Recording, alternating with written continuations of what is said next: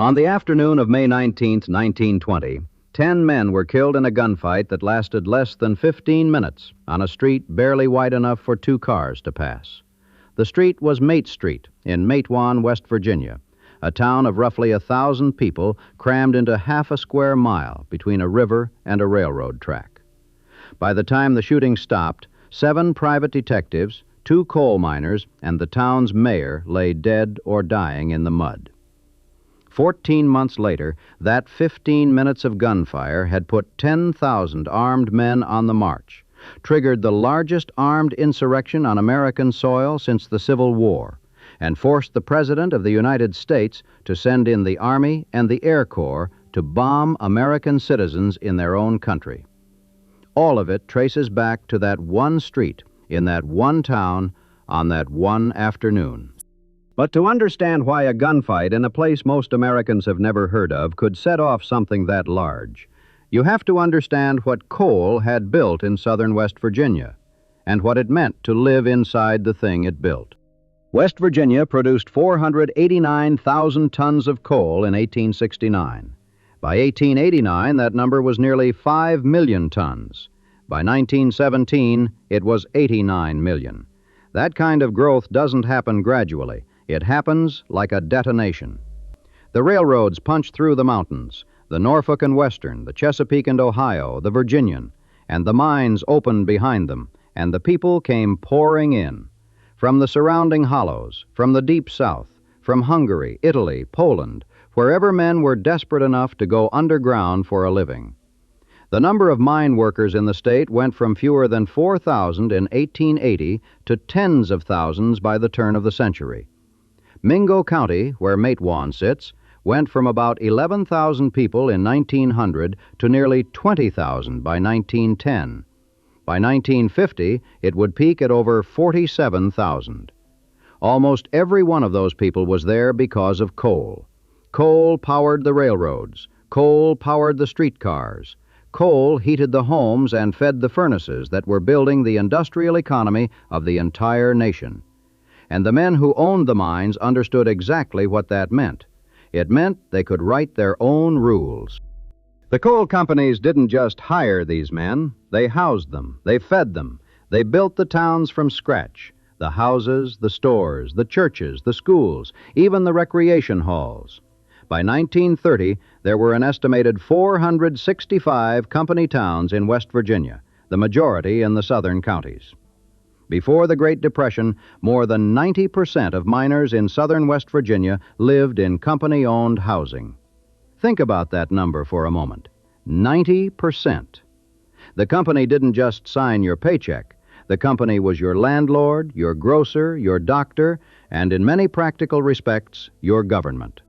And the money wasn't even real. Coal operators paid their workers in scrip, metal tokens or paper notes stamped with the company's name, redeemable only at the company store. The system dated back to the 1880s, and it was elegant in its cruelty. A miner couldn't take his earnings to a competing store. He couldn't save up real dollars and leave. He couldn't compare prices, because there was only one price, whatever the company store charged. When coal prices dropped and the operators cut wages, the miners had to dig more coal for less scrip, and then spend that scrip at a store where the prices had gone up. The debt accumulated quietly. A man could work for years and never be free of what he owed the company store. Immigrants had it worst. Italian and Hungarian men who'd landed at Ellis Island were recruited by company agents at the dock, put on a train to the coalfields, and arrived in some remote mountain hollow already in debt for the cost of their passage, owing money in a currency that didn't exist anywhere else, in a town they couldn't leave. On multiple occasions in the 1890s and early 1900s, the Austro-Hungarian and Italian consulates demanded that the governor of West Virginia investigate what they called debt peonage. Tennessee Ernie Ford would make it famous decades later. I owe my soul to the company store. But the people living it didn't need a song to explain what it felt like. The mines themselves were staggeringly dangerous. Between 1890 and 1912, West Virginia had the highest miner death rates in the country. Roof collapses, explosions, fires. Men died by the dozens in single incidents, and by the hundreds across a year. West Virginia's mine safety laws were the weakest in the nation, and what little existed was barely enforced. There's a line that gets repeated in the coal fields, passed down from that era.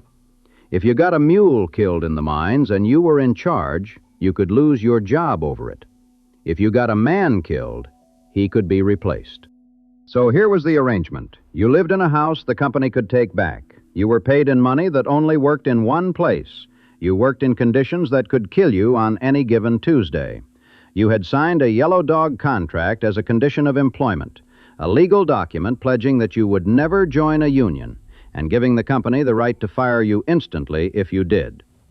And if you tried to organize anyway, if you tried to join the United Mine Workers of America and bargain collectively for safer conditions or real wages, the company could fire you, evict your family, blacklist your name across the entire coal field, and send armed men to make sure the message stuck. To make sure of it, they had enforcers. The Baldwin-Felts Detective Agency was founded in the early 1890s by William Baldwin, a Virginian who'd studied dentistry before deciding he preferred detective novels, and Thomas Felts, a lawyer from Galax, Virginia. They started out investigating railroad crimes, train robberies, payroll thefts, that sort of thing. But as the coal industry boomed and the labor conflicts intensified, Baldwin-Felts found its real business. They became the private army of the coal operators. Their agents infiltrated union meetings, spied on miners, guarded company property, and carried out evictions. They were deputized by local sheriffs who were either sympathetic to the companies or simply overwhelmed. The badge said deputy. The orders came from the company office. Howard B. Lee, a former Attorney General of West Virginia, would later write that Baldwin and Felts were the two most feared and hated men in the mountains. Their agents had a track record that preceded them everywhere they went. During the Paint Creek Cabin Creek strike of 1912, more than 150 Baldwin-Felts guards had been deployed against striking miners in southern West Virginia. The violence was extraordinary. The agency brought in an armored car mounted with a machine gun that the miners called the Death Special. It was driven through tent colonies, spraying gunfire. 6,000 miners eventually declared their intention to kill company guards and destroy company equipment. When the state militia intervened, they confiscated nearly 2,000 rifles, over 500 pistols, 225,000 rounds of ammunition, and piles of bayonets, daggers, and brass knuckles from both sides. 2 years later, Baldwin-Felts agents were involved in the Ludlow Massacre in Colorado, where the Colorado National Guard and company guards attacked a tent colony of striking miners' families who had been evicted from Rockefeller-owned company housing for joining the Union. 21 people were killed, including women and children who burned to death in a cellar beneath the tents. One of the agents at Ludlow was a man named C.B. Cunningham. Remember that name. Now, against all of this, against company towns and scrip and private armies, there was Matewan. And Matewan was different for one specific structural reason. It was not a company town. It had been laid out in 1890 by a Norfolk and Western Railway engineer named Erskine Hazard, who named it after his hometown of Matewan, New York, a town in Dutchess County that locals would later rename Beacon.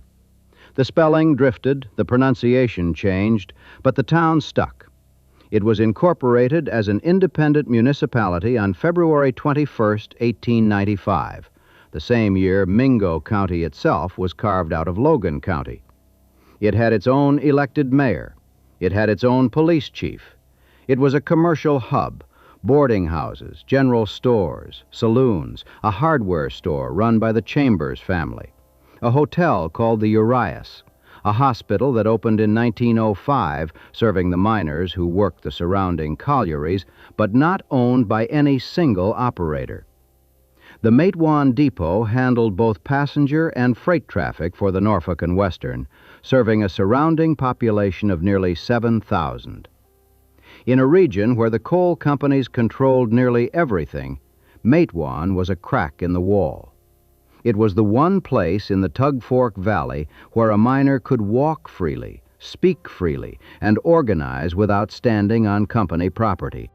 By early 1920, the United Mine Workers had sent organizers into the southern coal fields, and they found the ground fertile. The National Union had just won a major strike. 400,000 miners had walked out in 1919, winning higher wages and better conditions. John L. Lewis, the UMWA president, recognized that southern West Virginia was the next front. In the spring of 1920, roughly 3,000 men in Mingo County signed union cards.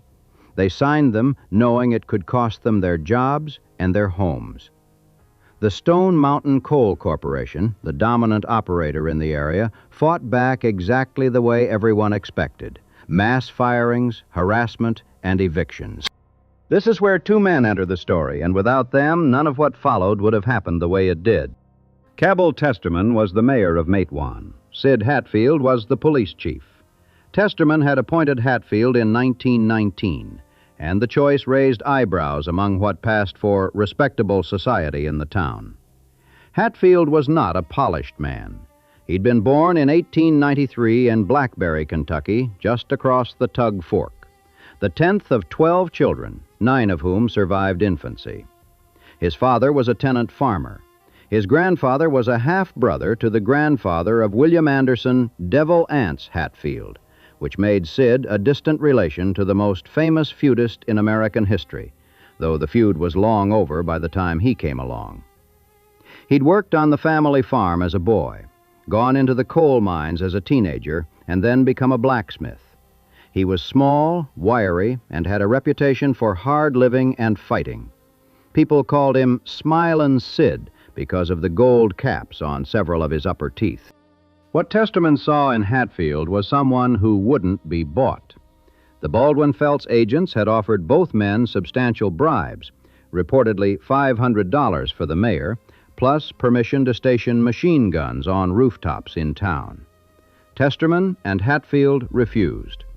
An independent town with an elected government that actually sided with the miners instead of the companies, that was not supposed to happen. The companies had bought sheriffs and judges and governors. They had not anticipated a 27-year-old police chief with gold teeth and 2 pistols who simply said no. Through the spring of 1920, the evictions escalated. Hundreds of mining families were thrown out of company housing and ended up living in tents along the Tug Fork River in a place called the Stony Mountain Camp Tent Colony. The situation was miserable and volatile. And then, on the morning of May 19th, 12 Baldwin-Felts agents stepped off the number 29 train from Bluefield. They were led by Albert Felts and his brother Lee, both brothers of the agency's founder, Thomas Felts. Among the group was C.B. Cunningham, the same man who'd been present at Ludlow 6 years earlier. They had come to carry out more evictions at the Stone Mountain Coal Camp just outside town. They began their work that morning, and by most accounts, the first family they evicted was a woman and her children whose husband wasn't home. They put her belongings out on the road in a light but steady rain. The agents moved to the next house and the next, throwing families' possessions into the mud, enforcing eviction orders that Hatfield and Testerman would later say the agents had no legal authority to carry out. Word spread fast in a town that small. It was also, by chance or design, a day when unemployed miners had come into Matewan to collect a few dollars, sacks of flour, and other provisions from the union to keep their families from starving. The town was full of men with nothing to lose and plenty of anger to spend. Hatfield and his deputy, Fred Burgraff, went to the train station to meet the agents. After the evictions, the Baldwin-Felts men ate dinner at the Urias Hotel, the same hotel that served as the agency's local base of operations. Then, around 5 o'clock, they walked out the door and headed toward the depot to catch the evening train back to Bluefield. And this is where the story arrives at its hinge. What happened in the next few minutes has been argued about for over a century. The agents were walking toward the train, Hatfield confronted them. Albert Felts produced a warrant for Hatfield's arrest. Hatfield produced his own warrant for the agents. Mayor Testerman was called out to inspect the Felts warrant, and after reading it, reportedly declared, "This is a bogus warrant." What nobody disputes is that by this point, armed miners had quietly taken positions all around Mate Street, in the windows, the doorways, and on the rooftops of every building lining the road. The Baldwin-Felts men were surrounded and outnumbered, and they may not have fully realized it. Someone fired. Nobody has ever conclusively established who. Sid Hatfield always maintained that Albert Felts drew first and shot Mayor Testerman. Tom Felts, the surviving brother back in Bluefield, insisted the miners ambushed his agents. The truth is probably buried somewhere in the chaos of the moment. What's certain is the result. Within minutes, Albert Felts was dead. Lee Felts was dead. C.B. Cunningham, the Ludlow veteran, was dead, half his head blown off. 4 other agents were dead. Mayor Testerman was mortally wounded. 2 miners were killed. A detective named C.B. Hildebrand had managed to hide himself inside a sugar barrel in one of the stores. He stayed there for nearly 6 hours until after midnight, when he climbed out, lit a cigarette, and walked out of town whistling, trying to look like he belonged. 7 Baldwin-Felts men killed in a single afternoon. The agency that had operated with near total impunity for decades, that had crushed strikes from West Virginia to Colorado, that had machine guns and armored cars and the backing of every coal operator in Appalachia. 7 of their men were dead on a muddy street in a town of 1,000 people. And the man still standing in the middle of it, unhurt, was Smilin' Sid Hatfield. The symbolic impact was volcanic. The seemingly invincible Baldwin-Felts had been beaten. By July 1920, over 90% of miners in McDowell County had pledged the Union oath. Hatfield became an instant folk hero, the man who'd stood in the street and shot it out with the company's hired guns and walked away without a scratch. He appeared in a short propaganda film for the UMWA called Smilin' Sid, playing himself in a reenactment of the battle that was screened in Union mining camps across the country. He was photographed with Mother Jones. His face was known across the coalfields. 2 weeks after the battle, he married Jessie Lee Maynard, the widow of Mayor Testerman. Tom Felts seized on this, publicly claiming that Hatfield had murdered the mayor himself in order to take his wife, a charge that Jessie would spend years refuting, testifying that her late husband had asked Sid to look after her and their young son if anything happened to him. But for miners who had lived for years under the boot of Baldwin-Felts, who had watched agents evict families and destroy tent colonies with impunity, the message of Matewan was simple and electrifying. They can be beaten. The coal operators saw a different message, that order had collapsed, that a lawless police chief had murdered their agents in an ambush, and that if they didn't reassert control, the entire southern West Virginia coal field would go Union. And so began a year of low-intensity war. Through the summer and fall of 1920, sporadic shootouts erupted up and down the Tug River. In late June, state police raided the Lick Creek tent colony near Williamson, shooting and arresting miners, ripping canvas tents to shreds, scattering families' belongings. Both sides armed themselves heavily. Hatfield, according to some accounts, converted Mayor Testerman's old jewelry store into a gun shop. By mid-May of 1921, Union miners launched a full assault on non-Union mines, and in a short time the conflict had consumed the entire Tug River Valley. This 3 days battle was finally ended by a flag of truce and the imposition of martial law. But the miners perceived the enforcement of that martial law as entirely one-sided.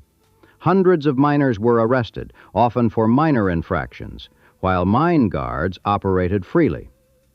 Replacement workers were brought in. 80% of the mines eventually reopened with non-union labor and miners who signed yellow dog contracts. Mingo County Sheriff would write in May 1921 that murder by lying in wait and shooting from ambush has become common.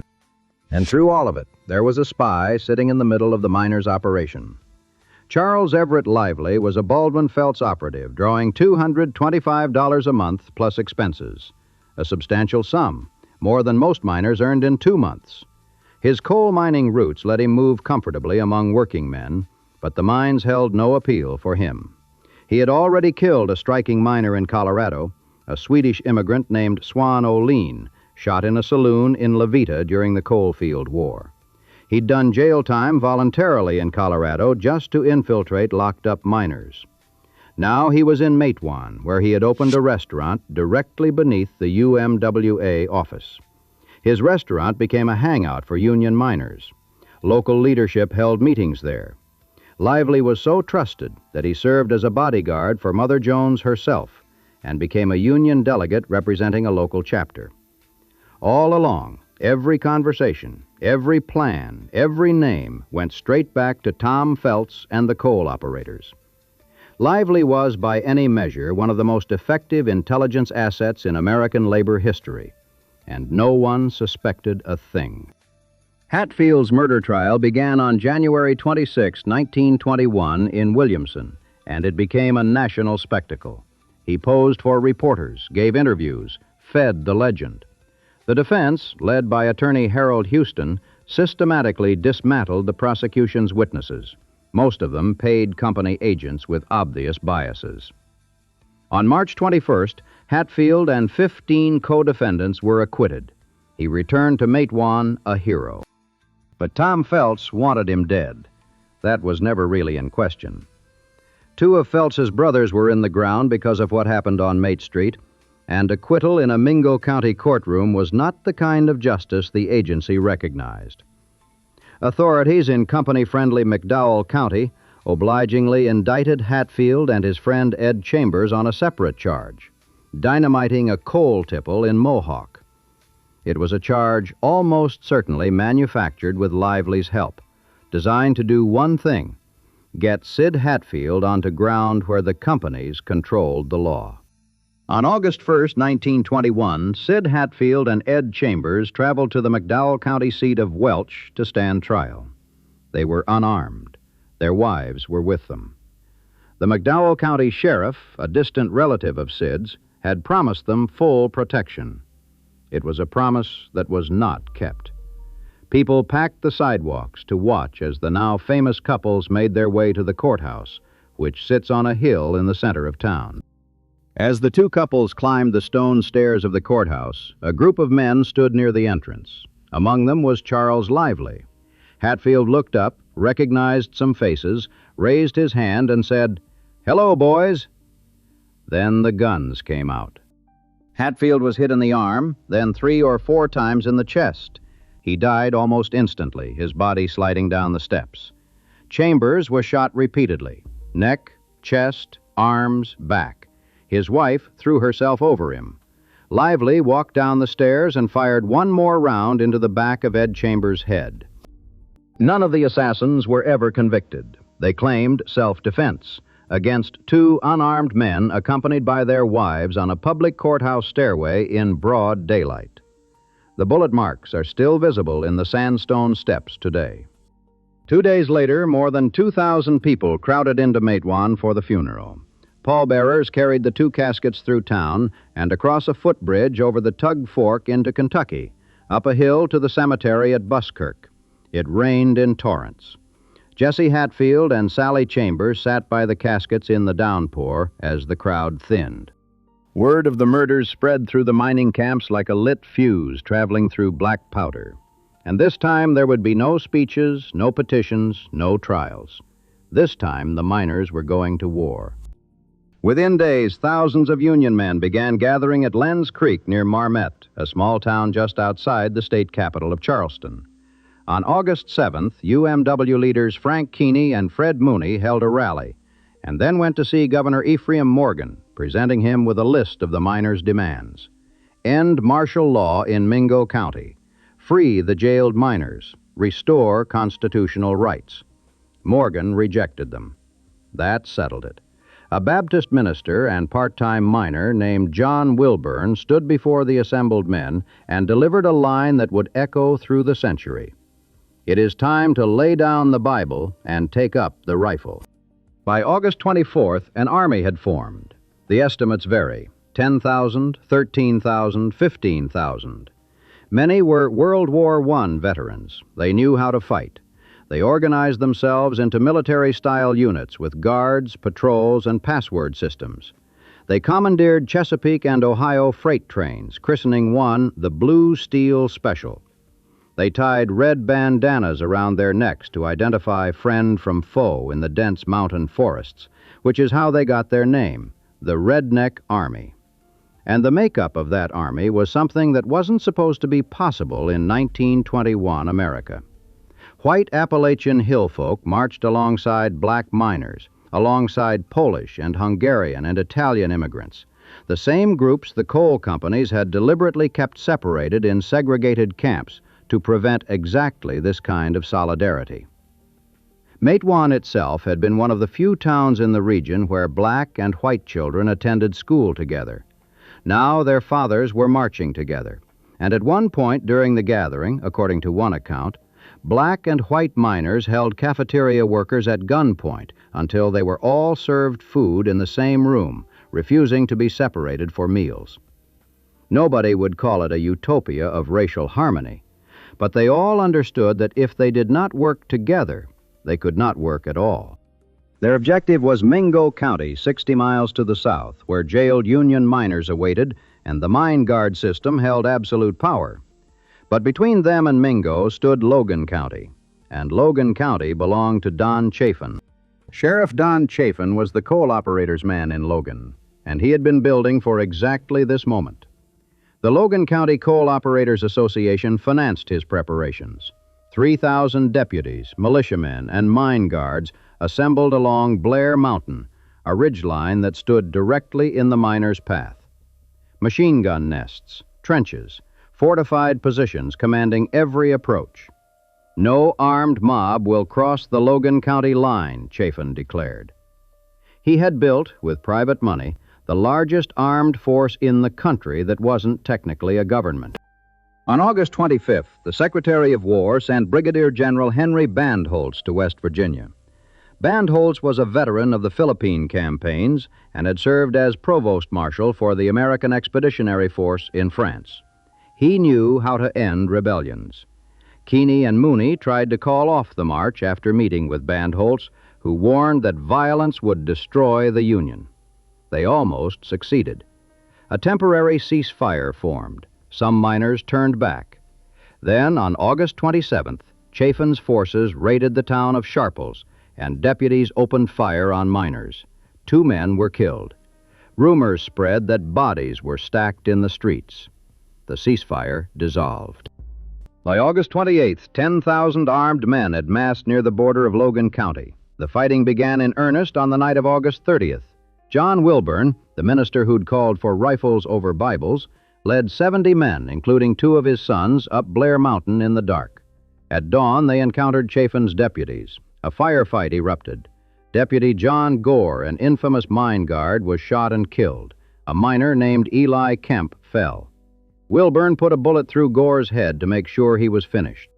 For 5 days, the 2 armies fought along the ridgeline of Blair Mountain, a battle stretching across 10 miles of defensive positions.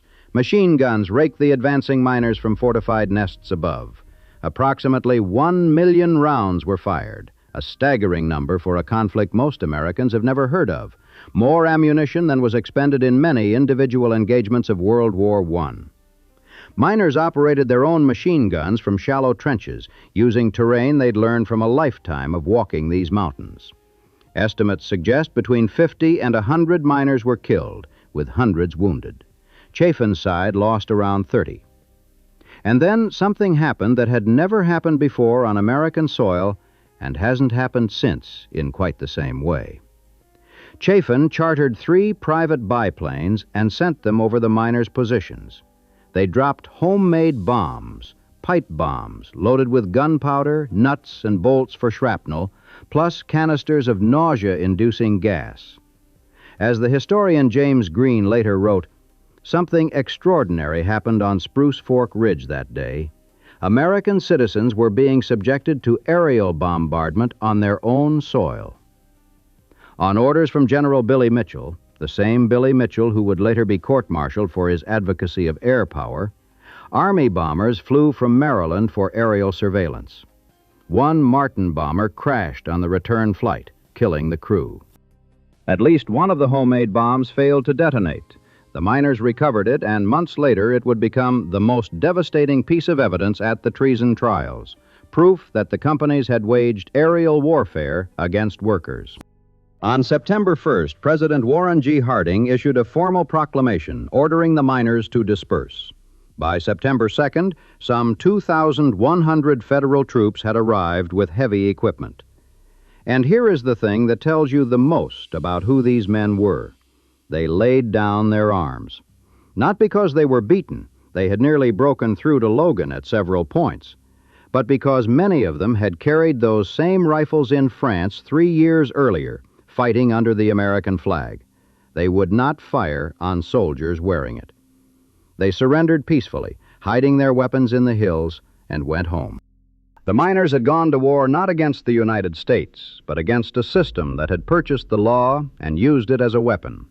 They saw the Army's arrival not entirely as defeat, but as a sign that maybe, finally, real authority had arrived to replace the company-bought kind.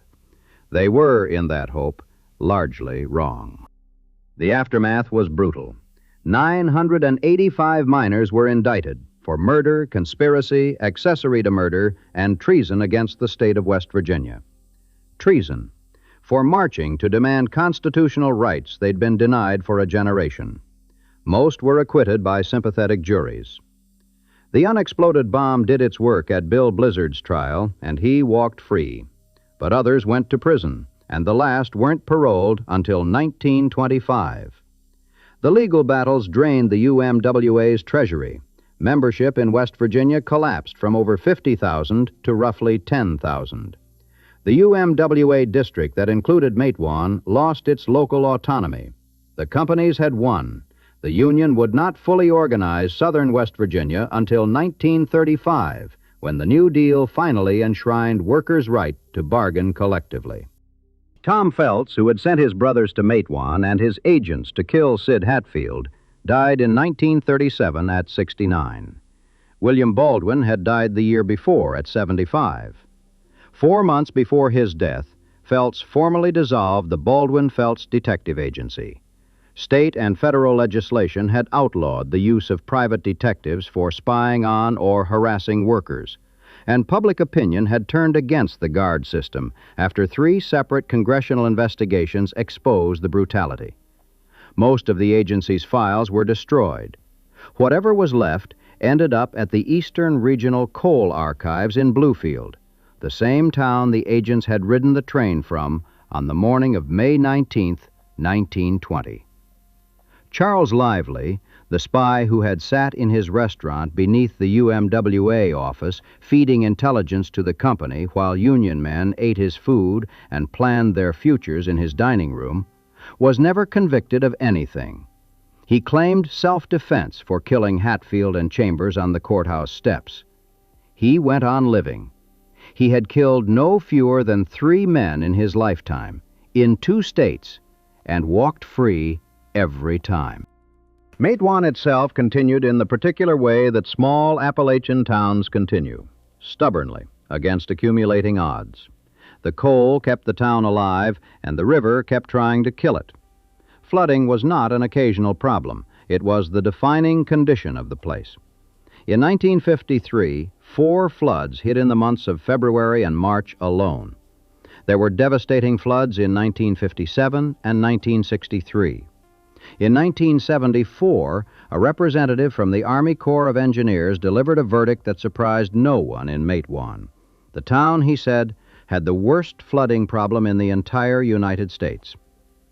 Then, in April 1977, came the flood that nearly erased the town from the map. Between April 2nd and April 5th, nearly 30 inches of rain fell. The Tug Fork rose and swallowed Matewan whole. 20 feet of water standing in the streets, 1/3 of the homes destroyed, the fire department wiped out, the water treatment plant obliterated, the bridge to Kentucky gone. $50 million in damage in a county already among the poorest in the nation. Another catastrophic flood hit in 1984. The Army Corps of Engineers finally built a flood wall, 2,350 feet of reinforced concrete, 30 feet tall, with massive steel doors that can seal the roads when the river rises. It was completed in the mid-1990s. On the river-facing side, someone had the idea to etch the town's history into the concrete. Murals depicting the Hatfield-McCoy feud, the Battle of Matewan, the mines, the railroad. The wall that protects Matewan from the river also tells the story of everything that happened behind it. You can walk the entire length in about 10 minutes. The town is that small. The Urias Hotel, where the Baldwin-Felts agents ate their last dinner before walking to the train station to die. That burned down in December 1992. There's nothing there now. But across Mate Street, on the north wall of the old National Bank building, you can still see them if you know where to look. Bullet holes in the brick from May 19th, 1920. Nobody has filled them in. The West Virginia Mine Wars Museum sits in a building owned by the United Mine Workers. The Matewan Depot has been rebuilt as a replica, housing a small museum. There are reenactments. There is a heritage festival. The Hatfield-McCoy ATV trails have brought a new kind of visitor. Riders in goggles and mud-spattered gear, stopping for pepperoni rolls and fried catfish before heading back out on the trails. Mingo County's population peaked at 47,409 in 1950, nearly all of them there because of coal. The mechanization that followed eliminated the need for most of those people. Diesel locomotives replaced coal-fired steam engines, and the railroad that had built the town needed fewer of the towns it built. The population has been falling for 70 years. In 2020, it was 23,572.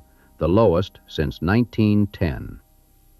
Matewan itself, incorporated in 1895 with the optimism of a railroad boomtown, has an estimated population today of 356 people.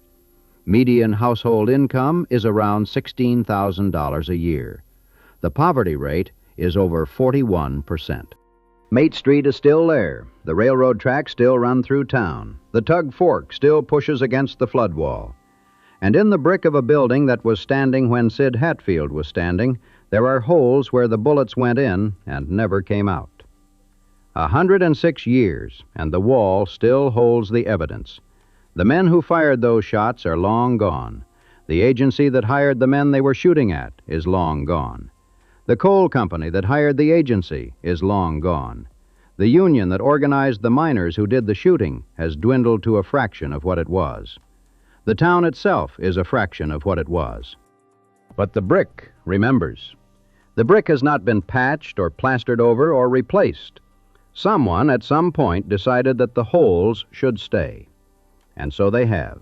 Small, dark, silent punctuation marks in a wall, on a street, in a half-square-mile town where, for 15 minutes on a spring afternoon, the people who lived inside the system looked at the people who ran it and decided that enough was enough and opened fire.